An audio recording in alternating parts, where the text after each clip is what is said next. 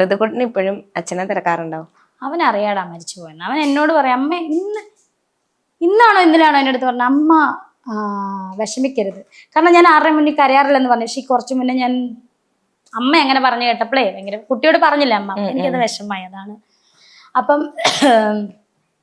അമ്മ ഇനി കരയല്ലേ കേട്ടോ, അമ്മ ഞാൻ തന്നെ അച്ഛൻ, ഞാൻ തന്നെയാ സുധി, കരയരുത് എന്ന് എൻ്റെ അടുത്ത് പറഞ്ഞു. ഇങ്ങനെ വിഷമിക്കുമ്പോൾ പിന്നെ വിഷമിച്ചിട്ട് എന്നാ കാര്യം, എന്നെ പ്രയോജനം.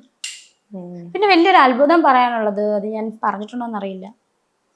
ആ വീട്ടിൽ, ഏട്ടൻ മരിച്ച വീട്ടിൽ വെച്ചിട്ട് ഞാൻ സ്വപ്നം കാണുമായിരുന്നു. കാരണം അദ്ദേഹം അവിടെ നിന്നാണല്ലോ പോയത്, അദ്ദേഹത്തിൻ്റെ അവസാനം അവിടെ നിന്നല്ലേ.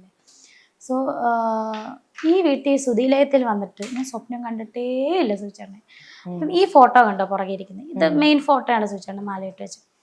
ഒരു ദിവസം ഒരു മാസത്തിന് മുന്നേ ഞാൻ ഇത്രയും ദിവസമായിട്ട് സൂചേട്ടൻ സ്വപ്നം കാണുന്നില്ല. എൻ്റെ മനസ്സിൽ തോന്നിയതാണോ തോന്നിച്ചാണോ കരുതില്ല. ഞാൻ കുറച്ച് ചന്ദനം എടുത്തിട്ടേ എൻ്റെ മനസ്സിൽ തോന്നി, അങ്ങനെ എനിക്കറിയില്ല, ചെയ്യാവോ ഒന്നും അറിയില്ല.